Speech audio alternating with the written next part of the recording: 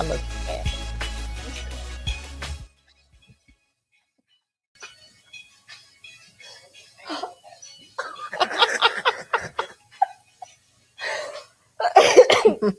Oh my God. That's okay. We having fun. We laugh. Good morning, everybody. We back. What episode is this? Is this episode 6? I think it is episode 6.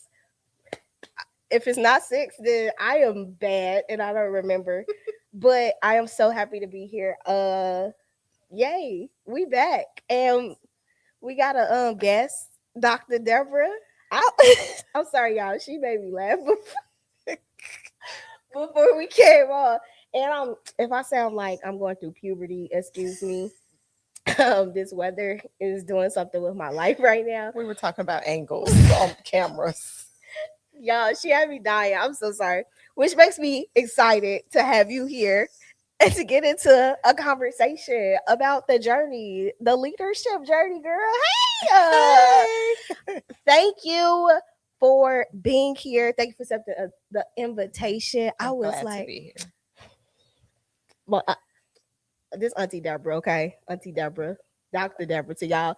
But I wanted to sit down and have a conversation with you because I feel like you a silent killer, low key. You real low key. And people don't realize like you like raw. And I don't think people realize that. So I'm like, I was literally sitting like I was going back and forth with who I wanted to have a conversation with this month. And I was like, I literally told George, I said, I'm really like high on the fence to talk to Deborah. And he was like, well, follow your man, follow your heart. I was like, okay. And I really am so excited to get to dig in and get to know you better as a person. Cause you've been Auntie Deborah since that day you was in our church and you was hooting and hollering. And we was in church like 42 hours that day. 42. Yeah, literally 42 hours. And so I'm like, this is Auntie, okay? And like just looking and learning about like what you do from afar, like just watching that, I was like, okay, silent killer. And I feel like the silent killers are the most potent killers. I don't know why I keep saying killers. They probably gonna block this video. But right. People don't be like, what does she really do? She's an assassin with she went to Quantico.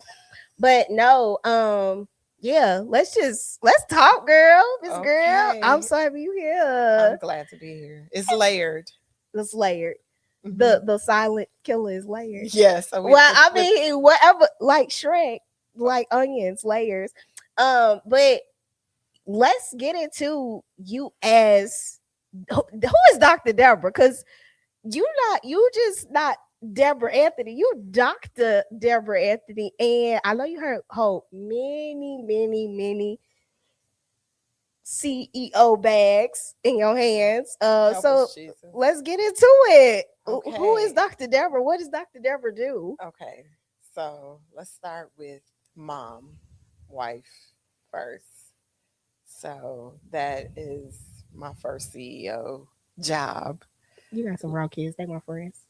So let's start there, because when you talked about the topic or what we was going to talk about today, I was like, okay, well, let's lay a foundation of mom, wife, because that's been the primary hat, and then all of the other hats come along with it, even though sometimes you think you're leading with the other hats to provide for the other hats. So mm-hmm. like you like, which hat do I put on today? So you know, you're not easy. So we're gonna see where we go. And I'm gonna let the Holy Spirit lead us today. So we're gonna see where we go with all of this. But so I am a mom of 6 children. 5 girls and 1 boy who is not here. He is with the Lord. And I've been married to John Anthony for this year will be 26 years. That's a long periodical time. It is a very long periodical time. And I was thinking about it it'll be 29, let's see, about 28 years, 29 years we've been on each other. So I was like, that's almost 30 years. Lord. So that's a long time. So that is my, and that it's a lot in that. And I don't even feel that old. So that's the part You that don't got look that old. Black don't crack. don't. Black don't crack. So just processing all, when you sit in all the phases of your life and you like, how did I get here? I don't know. I woke up and my oldest is 23, about to be 24. And I have a grandson. Oh, look at you. Mr. August. And I got another grandson on the way. Look at you. And I'm excited about it. That's a lot. Yes. So family first. Family first. That's got to be. That's it. But outside of family, what we at? What's to it? So, okay. So my journey started. I have always. So my mom would laugh, and when she listens to this, she's gonna laugh because I have always had a job since I was like 12. I went down the street and I went and asked the lady at the flower shop, could I have a job? Push pause right there. Cause we twins. I done been working since I was playing the drums for the church and they was writing me a check. And so I get it. So job, wanting to work ethic. I went and I said, can I have a job? And she gave me my first job. And I loved working. From that day forward, I never not had a job. I know that's right. And then at 13, 14, I went and worked for the dentist office. I was doing claims. Wait. Insurance claims. Is that legal? I don't know. Oh. But I was doing them. So, and then by 15, I was opening the bank. Wait, what? They gave me keys to the bank on Sunday. I was a bank teller. I feel like 90% of what you just said was illegal. Child labor law. Was. That is not the bank? The bank. I had keys. So you've been trusted. Yeah.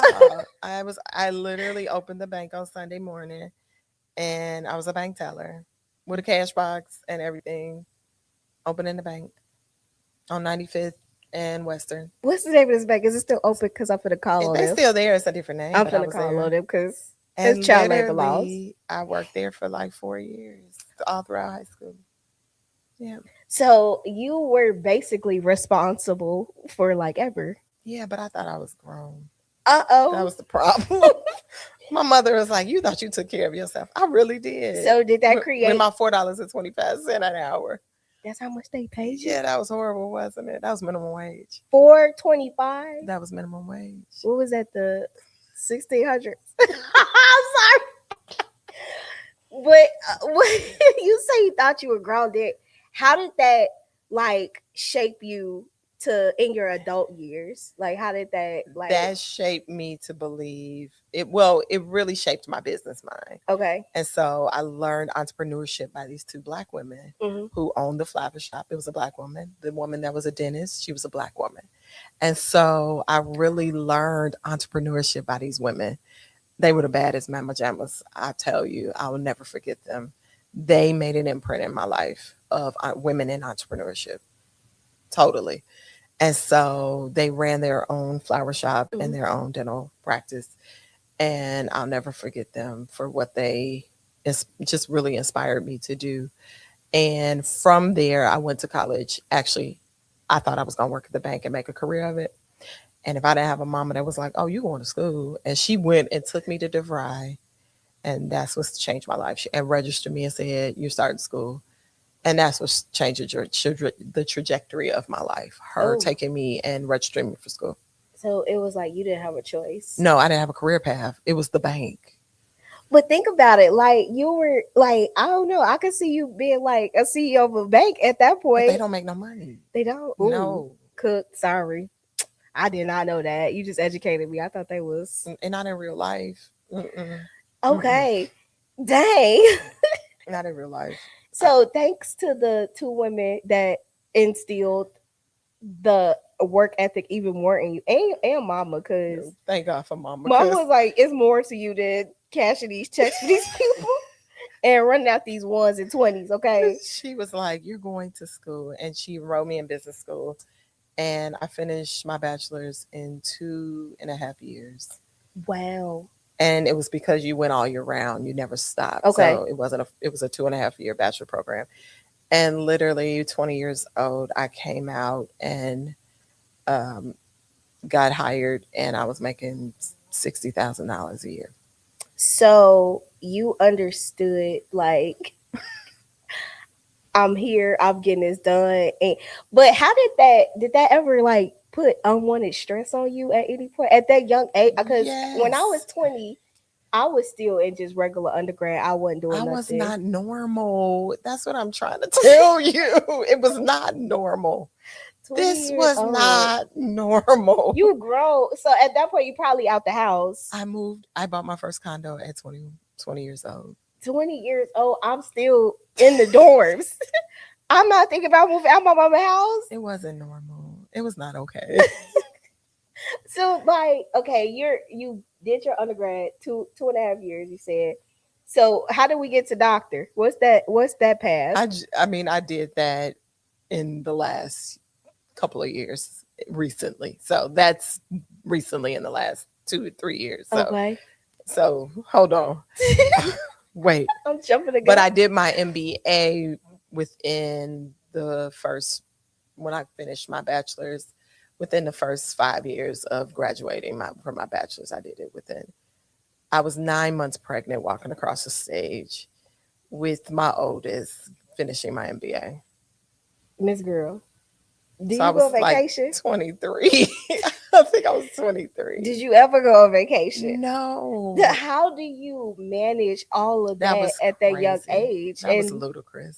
Don't do it. do Nobody. you ever feel like you like missed out on a part of your life at any point in that, or you feel like I you was on fast forward, okay?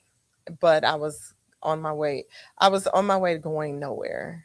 And I will definitely say it was the time we lived.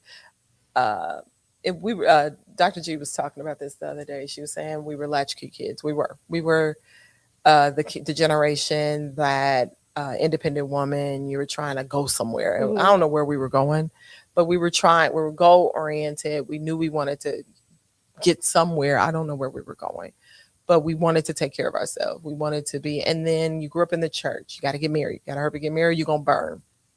We could talk about that. Um, and so you painted a picture of what the Mm-hmm. life you wanted, and you worked to paint. You worked hard to try to make this picture happen, whether or not the picture was the one God had for you or not. So you tried to make this picture happen. I call that the African American dream, where because we got the American dream, and I feel like the African American dream is the opposite of the American dream. We got to make it out, and it don't matter how we make it out, we making it out, and we stand out. Yeah. So I think that's the fact you was living the African American dream. Or the Cosby Show or something. I don't The know. Cosby show was so I can't talk. The Cosby show was so fake in that aspect because Yeah. they didn't have to learn to be independent. Like you're living an independent life, 20 years, 23 years old. You marry, having kids, and wow, I think you didn't learn to enjoy the moment you were in because you were always trying to get to the get to next the one. next one. Yeah, And I that's think real. that I never took time to smell the roses, and I never took time to celebrate the moment I was in, always trying to get to the next moment.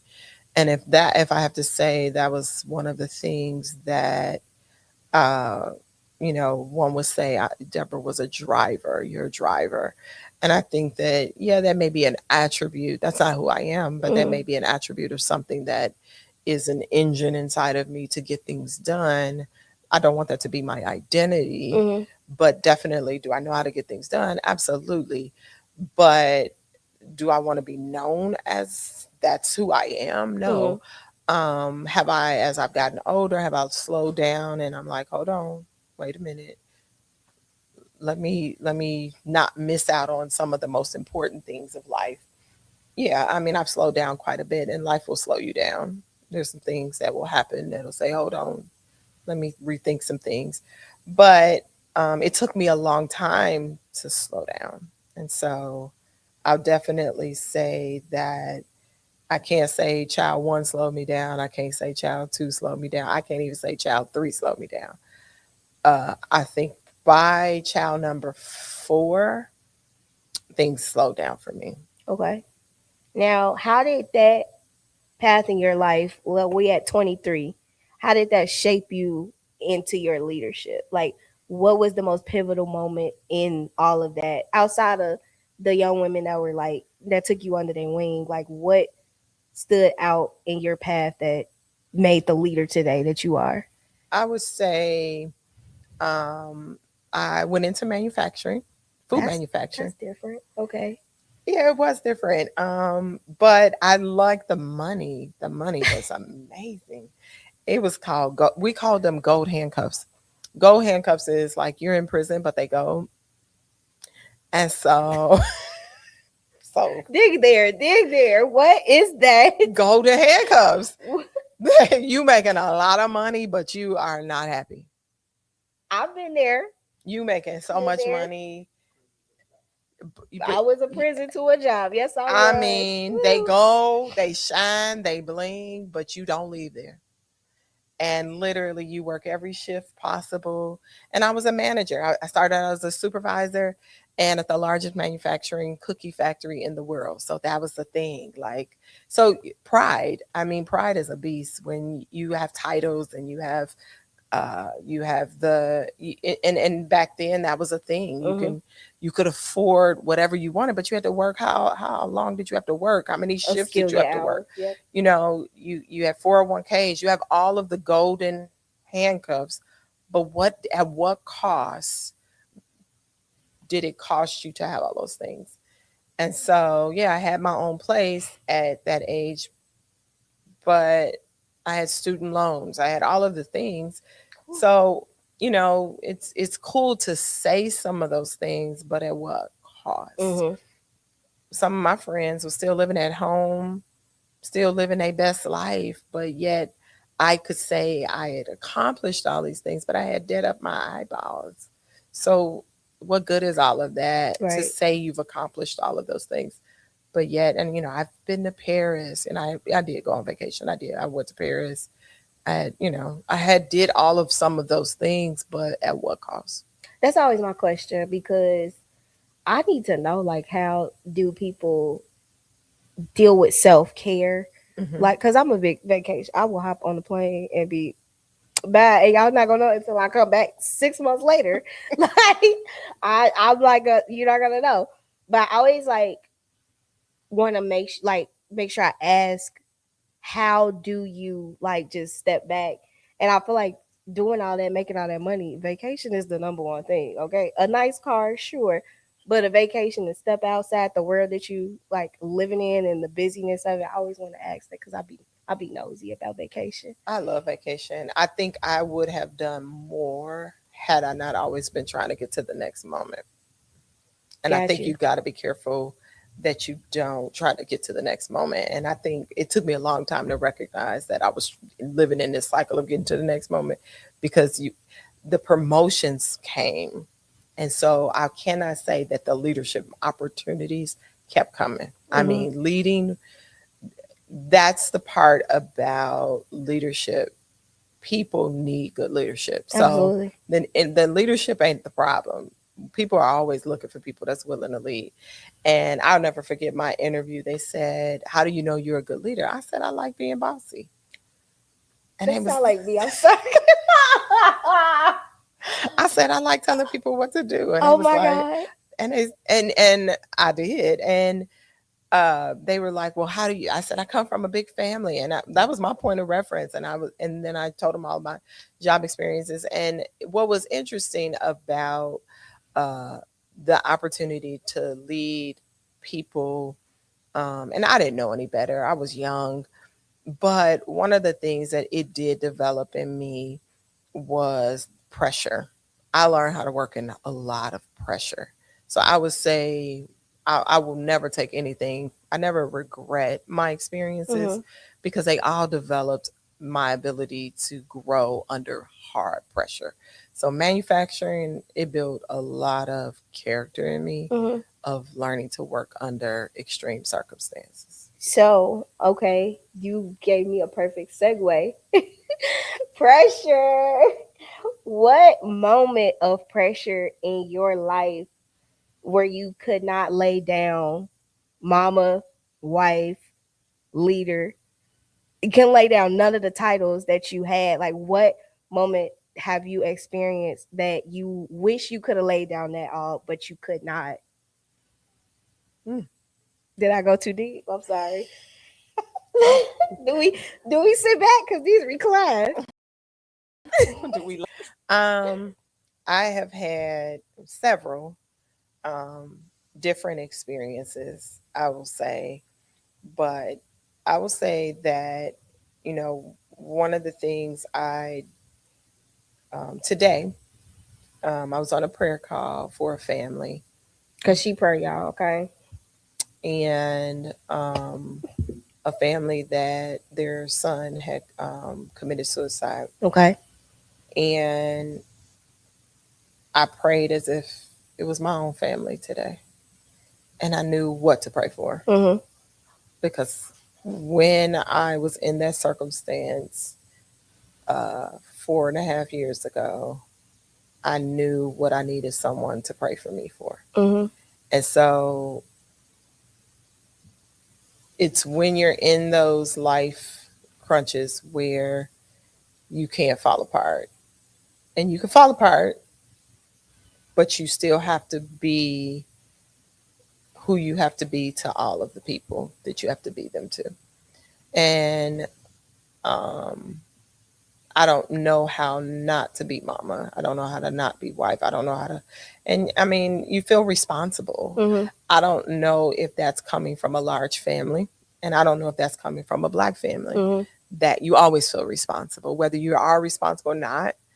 I don't know what it's like to be in a Caucasian family because I'm not from a Caucasian family, but Me neither. I think that there was something put in us that we feel responsible, Yeah, we eh, can't break. that we don't know how not to feel like I gotta take care of, and I got, so you get to grieve, but you don't get to grieve, Mm-hmm. or you get to half quit, but you Mm-hmm. can't fully quit. And so I think you always are leading whether you want to or not. So grieving while leading. Now, I'm not a mom, I'm not a wife, but I have experienced like grief while I still could not take off. I still had to go to work. I still got to make my money. I couldn't take off that hat as a leader. How do you temper yourself in those moments of grief, and you still got to show up and answer everybody else's questions and be the solution to everybody else's answer, while at the same time you about to fall to shambles? How do you deal with, I mean, because we look at grief like a one-sided sometimes, when you have not, even when you only experienced it in the form of like death. But no, we can be grieving people that's alive. Like, we can be grieving relationships that's right in our face, like Mm-hmm. things like that. I feel like we look at it just as, I'm grieving because somebody left my life in the Mm-hmm. form of they're in the grave. How do you temper yourself as the leader, but as the grieving leader? Like, how do you wrap that up? So I'm a believer of grief has to be governed. Wrap that. Dig there. Okay, come on. I'm gonna take some notes. What? If you don't govern grief, grief will govern you. If you, because I believe that, and many may not agree with me, because I've had some people tell me they didn't agree with me, and I'm okay with that too. I think that grief is one of those things that will take over your entire life if you allow it. Oof, that's real. And so it really is something that you have to um, allow it to be something that you have to submit to God and not you submit to it, Got you. because it is very easy for you to allow it to control your life and control you.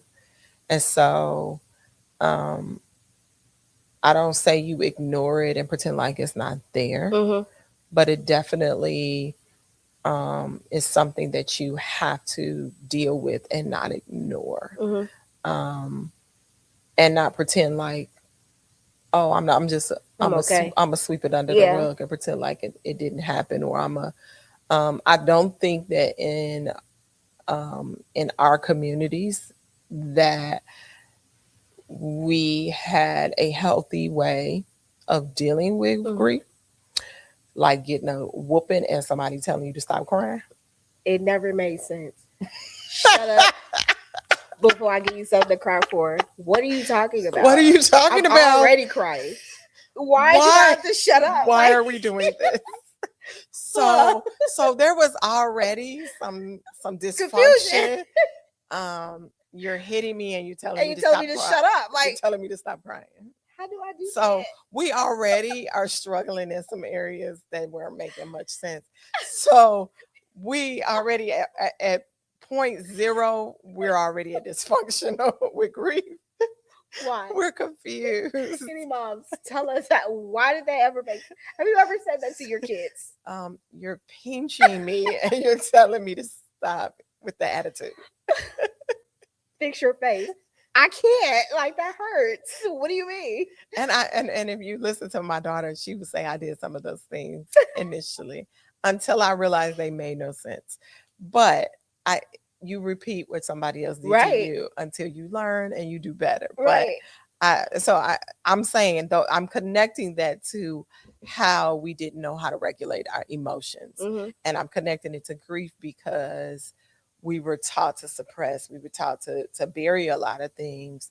And so then, of course, I got my own personal therapy and I realized I didn't know how to process my own emotions. And then when I did, I got better at being able to not do those little silly things to my own children. Mm-hmm. But because that was not okay. That was abuse. Go get my mama. Go get the stick off the tree so I can whoop you. What in the world? But anyway, I digress. Oh my goodness. We're not dealing with that switches. Not this session. No. Okay. No, ma'am. No switches. No, please. Then don't take me. I don't think I actually lying. This is a side note since we talk about this. I was like, my mom was a single parent, so I was raised by like my great aunts, my mama's godmama and stuff like that. I remember this one time she did go like out the window because it was a tree that she could reach out her window, and she banked me with that. I was like, Miss Girl, what we doing? But that's my switch story. That was ain't no more though. The belt was on my tail though. The belt was on my tail. I digress. I'm sorry.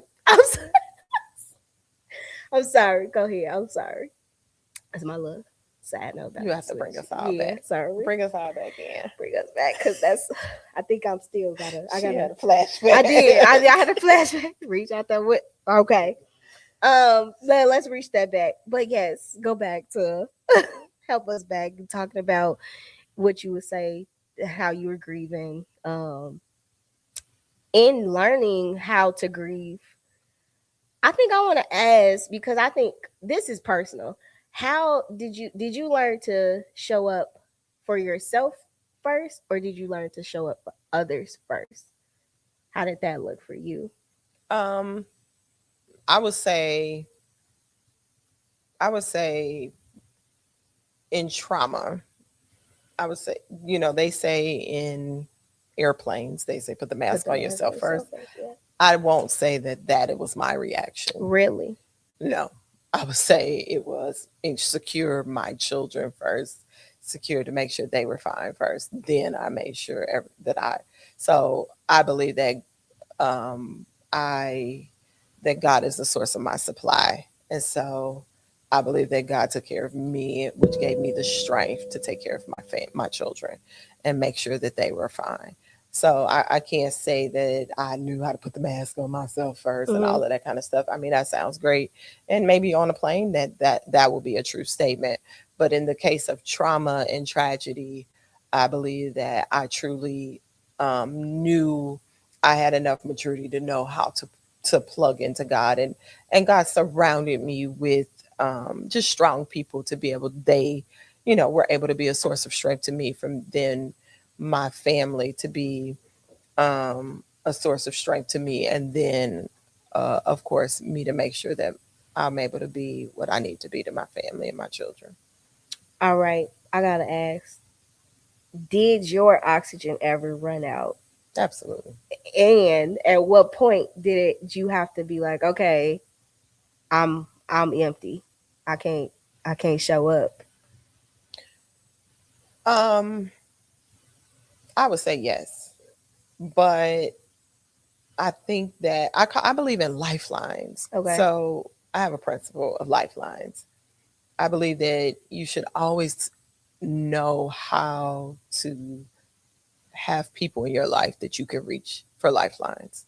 So we are not called to do life alone. So you should have strong people in your life where you can call upon them and reach for lifelines. We God did not call us to do life alone. He didn't do life alone. Jesus did not do life alone. Um, he could have came in and just said, "I'm the king, and I'm doing this That's it. thing, and I'm gonna show y'all how to Mm-hmm. rock this." He picked 12 to walk with him, to do this journey with, and so I'm not gonna say I have 12, but I will say I have people that I know I can reach for when I am low, when I am struggling, and that I can call upon when I am in need Mm-hmm. through various seasons. And so I definitely recommend, especially when it comes to grieving and the type of grief. Everybody can't walk with you in every season. Sure. That's just real. Yeah. And you can't expect people to. There are certain seasons that people really can rock with what you're walking through. Mm-hmm. And there are certain seasons people have to tap out. And I've had people tap out. And I respect them for tapping out, because everybody can't Not handle a what you're capacity. going Yeah. through. Everybody don't have the capacity. Mm-hmm. There have been seasons of grief, whether it's death, whether it's relationship, and I want to speak to this because this has been hard. Um, when people have walked with you through your whole life, Mm-hmm. they get exhausted, Sure.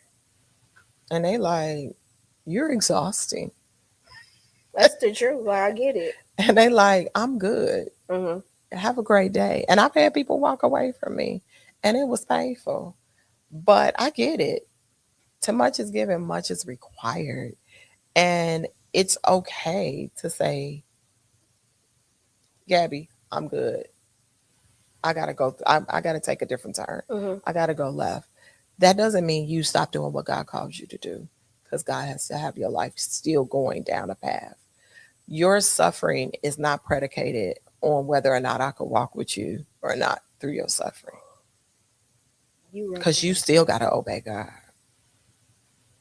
I think that's it. We can close it. We can close it.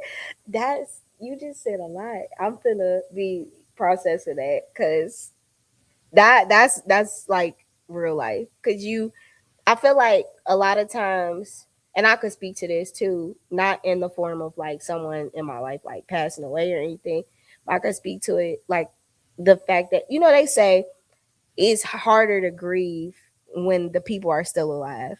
And I'm like really kind of realizing like that is a real thing. Okay. But it's more so like you said, sometimes because I've been the person that be like, I don't hate you or nothing like that, but this is pulling me down and this we gotta let this go. But I feel like on top of all of that, that adds to the grief of what's Mm-hmm. already going on in whatever capacity. And it's just like, dang, can I get a break? Like, how do we wrap this? But typically, we stay longer than we're supposed to. Typically, typically, God allows. Out. Well, I mean, I just think that there are seasons, Yeah. and that typically we stay longer than we were supposed to. That God had already gave us all the signs, all the things that we needed to know, Mm-hmm. and we overstay our welcome. Sure, that's real. Not even gonna lie, that's real. And whether it's our heartstrings, whatever it is, we feel obligated, or we feel compelled, or we're soul tied Mm-hmm. to something, Mm-hmm. where our soul is so entangled in something. And God's like, I tapped you on the shoulder a long time ago, Mm-hmm. and it was peaceable. That's real. Now it's become a trial. And now you got burnt. That's big burnt. Yeah. And so I don't think, I think everything has to go through the filter of the Holy Spirit. Mm-hmm. Every relationship, everything has to go through Him. And when it doesn't, and it's through your own filter, that's when things go left, Mm-hmm. and things go to a whole nother level. And anything not submitted to the Holy Spirit and not submitted to Him, and you become so entangled to the yoke of bondage, that mean that thing got you. Yeah. And so and what does that have to do with grief? What does that have to do with relationship? It's things that are unsubmitted to God. And I think that one of the things that have been hard for a lot of us to let go, we grieve longer than we should because we have not submitted them to God. So it's our own fault. Our grieving process stays longer or it takes longer. You know, I study grief a little bit, and I did some digging, and honestly, it's my depth of grief. I didn't really care for the way the world grieved. I said, God, where is it in the Bible? Like, show me grief in the Bible. You're gonna have to help me, because I was like, the psychological way of grieving is too much for me. Yeah. What is the word? And when I began to dig into it, and I looked at the intimacy of where did grief come in? And it was when Adam, his disconnection with, and that is my grandson. So I hear him. So just so y'all know, it's about to get real in living color. It's real. We chilling. It's real. But I was to know grief is to know God. Don't say nothing else. But repeat that. To know grief is to know God. Wrap that. So, because I'm taking notes. I want you to know. when Adam and Eve, when you go to the scriptures, when you go to Adam walked with God in the cool of the day, and you really look at what brought separation between Adam. Okay, I just want you to know, I just got excited. What brought separation? Sin and death brought separation. Okay. So, what is death? Death brought grief. So it brought a disconnection of that intimacy with Adam being able to know God. So to know God, and that connecting point, to know God, to know grief is to know God. And so what God showed me is that when you get to know grief in the intimacy and get to walk with God, if you pull back the layer beyond all the layers of, I got to know the stages, how about you get to know God? Not the stages of grief, but get to know God in grief. You'll get to experience Him. Most people avoid God in grief. They don't avoid. You get to know the stages. Get to know God in grief. You're going to get to know God in a way you've never met Him. And that's what happened to me in grief. When my son died, me and God had to have a conversation in the garden. Right. And we went deep, because I had to know Him in a way that I never probably ever. And so I don't know if you will know God in that way unless you've met Him in grief, because that's where Adam, he before there was death, there was such an intimacy in the cool of the day. He spent time with Him. And that we don't, and so that was where I began to say, oh, this is what sin brought. This is the separation it brought. This is what the disconnection it brought. This is what the enemy was after, that intimacy with God. And I said, God, give me that intimacy where I get to know you in a way that you feel this place where the enemy brought that separation. And I'm telling you, it changed my life. So no, I don't weep as them that have no hope. So no, I'm not normal. Yes, I did lose my son. So many people look at me like, "You're okay?" Oh yeah, because there is a grace Mm-hmm. that fell on me, that when I got to know grief, I got to know God, and I can't explain it. And I could pray for somebody that is Mm-hmm. sitting in losing someone, and it's something that is so intimate that I can't explain it. And I don't try to push people where I'm at, because it's not something, because you got to know God in order to know this place.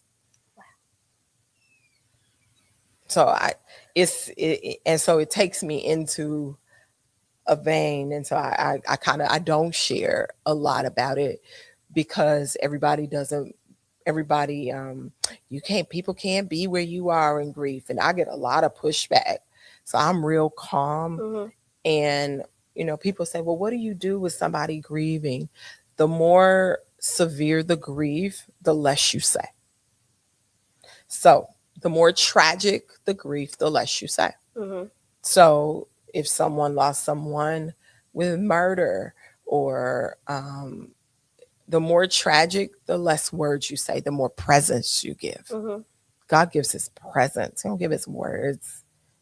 He gives his presence. So I've learned how to just sit with people. I don't do a lot of talking when people lose people. And so and this isn't trained by a trauma specialist or a school. This is the school of the Holy Spirit, because I had to learn you can't take people where they're not willing to go in grief. So it has to be governed. It can't be something that you force people to take people where they're not willing to go. You said a lot. Oh, thank you for that. No, like a good lot. That was good stuff. Ah, And I got scriptures and uh, biblical reference, but that's just a taste of where God had to take me through this journey. that's real. Oh, that was heavy. I want you to understand. That's Mr. John. Hey, y'all can't see him. That's our friend. That's our uncle. Uh, but who did the way you grieved? I don't know. How do I write? Did the way you grieve ever change the way you led people, whether it be like negative or positive? Like, did it ever change your leadership structure and Compassion. leadership? I would see. I was scared you was gonna say that. I promise you, I was scared you was gonna say, because I feel like a lot of times, like I've had conversations with like mentors and things like that, and that was the word that they would say, that I need to learn how to give people, because I'm a little hard. Okay, I'm not. I'm cut and dry, like, and I give the stick a little hard. I'm just like, either you gonna do it or not. And I've been told I need to learn compassion, and I knew you was gonna. I promise you, I knew you was gonna say that. But I say less. okay, I listen more. I just listen to people. I don't talk a lot. I used to talk a lot. I really can't believe that. Oh my gosh. I knew everything. And I don't know much anymore. I am a listener, and I grief changed me. And sometimes I feel sad that um, the people sometimes I feel hurt. I'll be real honest with Mm-hmm. you that there are versions of me that people got to know, and that this is the version that people didn't get to know. And that's hard because this is who I am today. And I probably, with the version that I was, I hurt a lot of people. And so I'm not quick Mm-hmm. to speak. I'm a listener. Um, I don't have a lot of opinion, but I'm still a sharpshooter. But I'm very compassionate when I'm listening to people because you really don't know where people are. Mm-hmm. That's why this is called Real Talk meets Leadership Development, because like literally this is leadership development. I don't know about anybody else. This is for me because I'm getting developed still too. I think I want to like ask what does healthy leadership look like while you're grieving? Like what I yeah, I'm cutting it right there. What does healthy leadership look like when you're in that process? When you're in grieving, it looks like not trying to keep moving um, no matter what. It looks like not trying to um, taking slow breaks and not trying to move no matter what and Mm-hmm. pacing yourself. It doesn't you're not strong because you keep going. You're not that don't make you a superhero because you still leading and grieving. I think that's the misconception I that's think in our that's a community. deception. That's a deception. In our community, Yeah, but and as Black women, period. yeah, it really is a deception. Yeah, You took my word away and said this is a deception, not a misconception. yeah, yeah. It doesn't make you strong. It actually makes you more bitter. Mm, You could become bitter because you actually are not taking the mental health piece that you do need. And I believe I want to share this. Um, when my son died, the Lord says, sit in it. ouch. He said, you ain't writing no book. Yeah, I still haven't written a book about it. He said, oh no, sit in this. You ain't writing no book. Sit your little self down. I said, what? He said, you ain't got the lesson yet. Leader. Ouch. And so he said, sit in this. No, it's going to be a little bit of time because I need you to get the lesson. And so that, when people get up too quick, you get scared, get nervous. I'm not talking about don't write no books, Mm-hmm. but when people get up from hard lessons real quick as leaders, you get nervous. I'm not talking about they can't talk about it or Mm-hmm. they can't share, but when they ignore their pain Yeah. as if the pain wasn't there, Yeah. you get nervous. Get nervous. Now I believe that Jesus Christ died, rose again on the third day. He got up. All I believe, I believe, I believe. Absolutely. But when you don't deal with your humanity, and you and I believe, and God, He told me, He said, you love your divinity, but I need you to deal with your humanity. And He told me that, and it hit me like a gut punch. Wow. That's kind of burnt. I ain't gonna lie. I like how you said deal with your humanity. I think us as believers, we leave out humanity as if we just like we not flesh and bone. He said, I gave you to you. I need you to deal with you. Man, I want to keep going. I just got so much to ask. I think we can I don't know. We might have to hit this with a part two because this is this is good nuggets. I want to ask, what would you tell someone who is leading while grieving? Like, how would you push them along the way? Stop. Get some help. Stop. Not stop leading. Stop pretending and get some accountability. Get some help. And none of us can do this alone. Mm-mm. And I think that fake it till you make it is broke. I don't like that. That is so cooked. I hate that. And so I want to say to every leader that is grieving, it's okay to get help and find someone that can help you navigate. And I did. Mm-hmm. And I still do, and I have accountability, and I can feel when grief is arising, and I can feel it, and I know when I'm having a moment, and I know when I may be projecting. Mm-hmm. I know when I might be taking it out on the people I'm leading, and I pull myself off the sideline. I pull myself out the game, and I go check in, and I say, "Hey, this is." I call my life like, "Hey, I need some accountability." I could feel, and so you gotta know as a leader, you gotta be responsible. That's what I want to say. That's the word.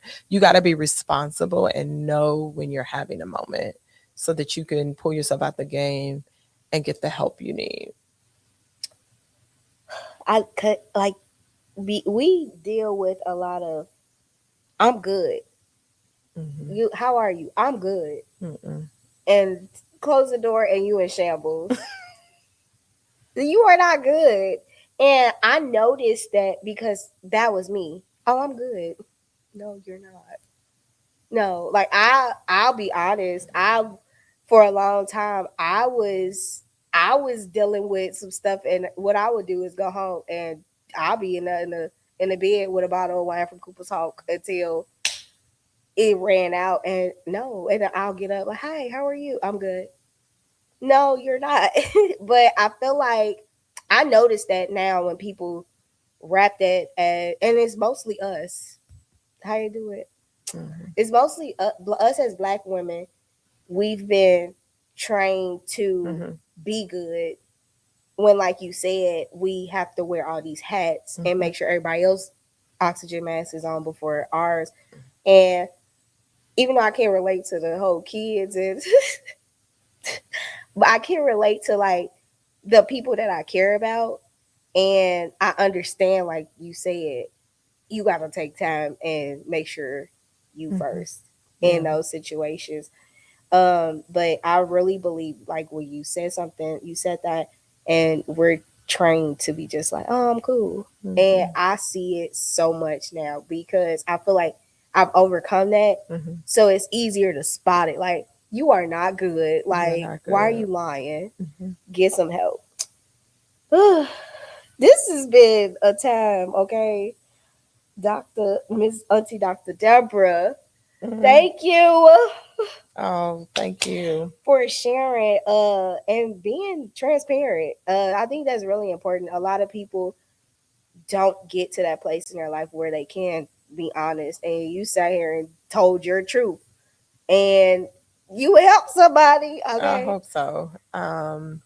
Yeah, this is there's so much more to the story, but what I will say is thank you for having me. Um I said it was layered, and I hope I didn't get myself in trouble. Because it's layered.